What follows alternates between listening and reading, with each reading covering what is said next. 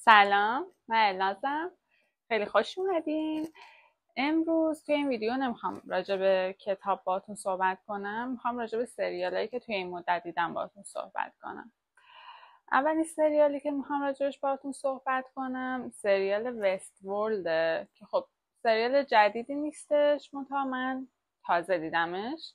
چرا؟ به خاطر اینکه من بعد از اینکه سریال گیم آف ترونز رو دیدم همزمان با خود سریال میدیدم و اینطوری بود که بعد مثلا یهو 9 ماه 1 سال صبر میکردم تا سیزن جدید بیاد بیرون و اینکه عذاب علیم بود. یعنی که مثلا واقعا یه تایم طولانی بعد صبر میکردی که ببینی چی میشه. هم اینکه اصلا از مزهش برام میافتاد، یعنی اون حس و حالی که تو موقع سریال دیدن داری خیلی فرق میکنه تا اینکه مثلا یه تایم طولانی بگذره تازه یه چیزایی هم ممکنه یادت بره، بعد حالا بخوای 9 ماه بعد 1 سال بعد یا خیلی وقتا بیشتر بری سیزن جدیدش رو ببینی. من همون موقع با خودم عهد بستم که دیگه هر سریالی اومد تا تموم نشده نرم سمتش. مثلا سریال وایکینگز همین گذاشتم تموم شد دیدم، همین سریال وست ورلد رو برای همین تا حالا ندیده بودم. سریال استرنجر تینگز هنوز تمام نشده و من ندیدم و با اینکه خیلی دوست دارم ببینم ولی واقعا صبر کردم. و حالا خیلی سریال های دیگه. خلاصه که وست ورلد رو همون موقعی که اومد، چون که تم سایفای داره، میدونستم که احتمالا من خیلی خوشم میاد. بعدش هم که دیگه سریال کنسل شد و ادامهش رو نساختن باعث شد که من نرم شروع کنم ببینمش تا حدودا 1 ماه پیش که داشتم فکر میکردم چه سریال های خوبی هست که من هنوز ندیدم و دلم میخواد ببینم. این وستورلد همیشه یه جای گوشه ذهن من بود. از دو تا از دوستان پرسیدم که خیلی این سریال دوست داشتن، بهم گفتن که اولا که میتونی سیزن یکیشو ببینی و دیگه نبینی، به خاطر اینکه یه جوری تموم میشه که میتونی نبینی. یعنی اینطوری نیستش که چون سریالو تا آخرش نساختن و از یه جایی ساختش کنسل شد، تولیدش در واقع کنسل شد، تو مثلا نخوای ببینیش یا اینکه نصفه بمونه. ببین سیزن 1 رو ببین، حتی خواستی سیزن 2 هم ببین، بقیهشو نبین. خلاصه اینجوری شد که به پیشنهاد دوستان من سیزن 1 سریال وستفورد رو شروع کردم بدیدن. سریال وستفورد محصول سال 2016 و از IMDb رتبه 8.5 رو گرفته. از روتن تومیتوز هم 79% امتیاز گرفته و محصول کمپانی HBO. ژانرش ژانر سایفایه، یعنی در واقع علمی تخیلی محسوب میشه و اگه بخوام یه خلاصه از داستانش بهتون بدم، داستانش در مورد در واقع یه جزیره است، یه جزیره‌ای که آدما ساختن و این اصلا اسپویل نیست همینجا بهتون بگم، فقط دارم قسمت همون اول رو و همون دقایق اول چیزایی که مشخص میشه رو بهتون میگم که اگر دوست داشتین خودتون بریم ببینید. داستانش اینه که یه جزیره است که آدما ساختن و توی اون جزیره یک سری میشه گفت ربات زندگی میکنن که خیلی یعنی انگار که انسانن. تو میتونی تفاوتی حس نکنی بین اون انسان و اون ربات از لحاظ ظاهری و حتی از لحاظ رفتاری. و اینطوریه که یک سری دانشمند و حالا نویسنده و کسایی که خیلی خلاقیت دارن این ربات ها رو ساختن و یه در واقع جزیره طوری درست کردن و اون ربات ها رو توی اون جزیره گذاشتن و براشون یه داستانی نوشته شده و انسان هایی که پول دارن، چون بلیتش خیلی گرونه، میرن بلیت اون جزیره رو میگیرن و میتونن برن توی اون جزیره و هر کاری که دلشون میخواد رو انجام بدن.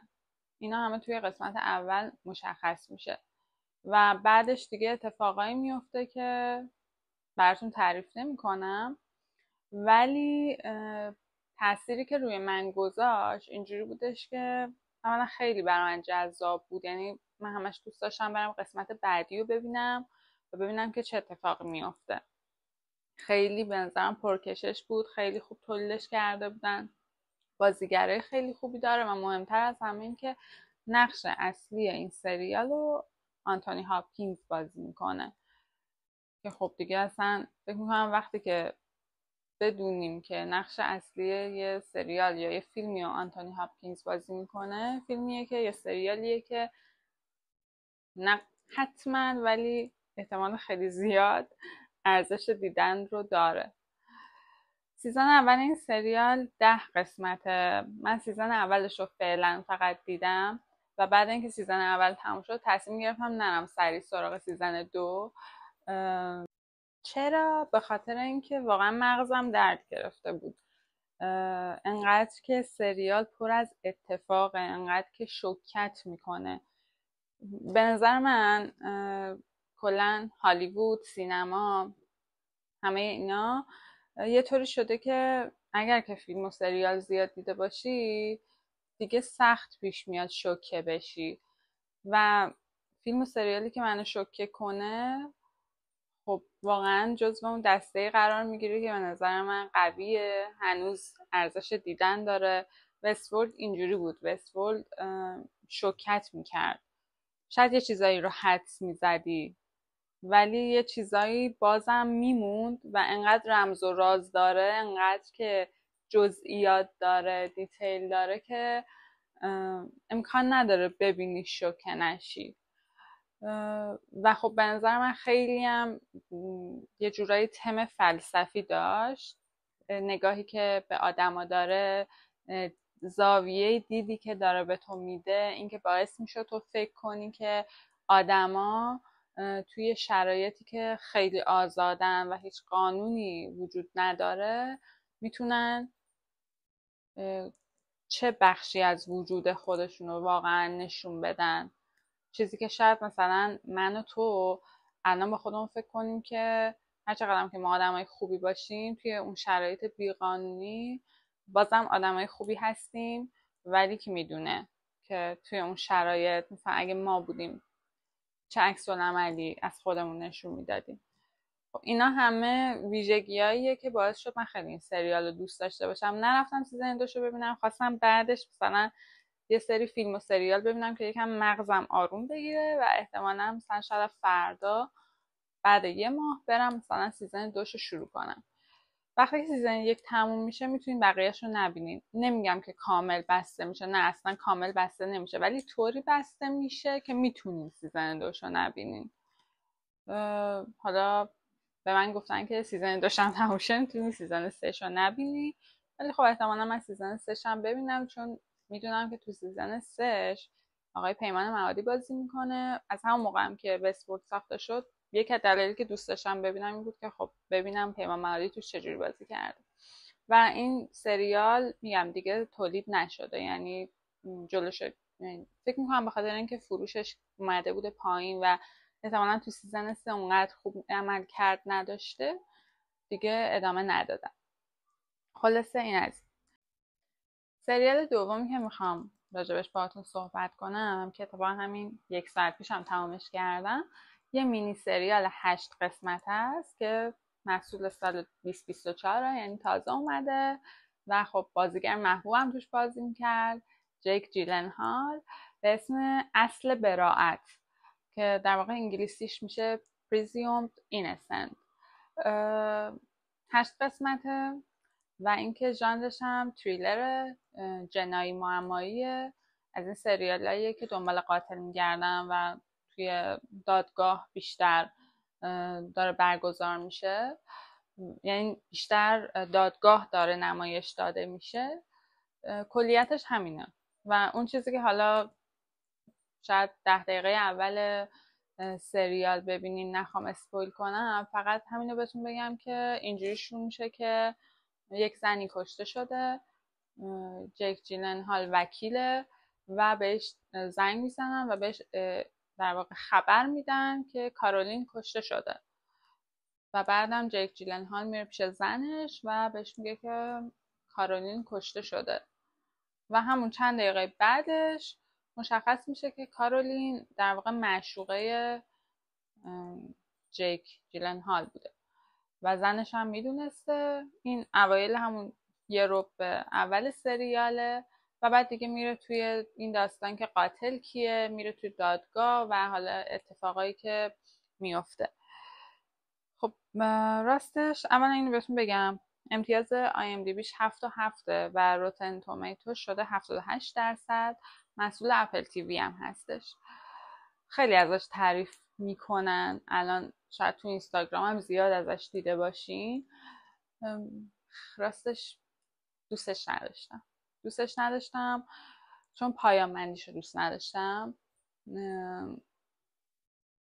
نمیتونم خیلی هم راجعش بهتون توضیح بدم چون نمیخوام اسپویل کنم، ولی خب مثلا من مینی سریال اینجوری دیدم، مثلا دیفندینگ جیکوب رو دیدم یا شارپ آبجکت هستش، یه سریالی بود که زمان کرونا اومد، اسمش یادم نیست، حتما الان میرم اسمشو در میارم و اینجا براتون میذارم، ولی نیکول کیدمن بازی میکرد.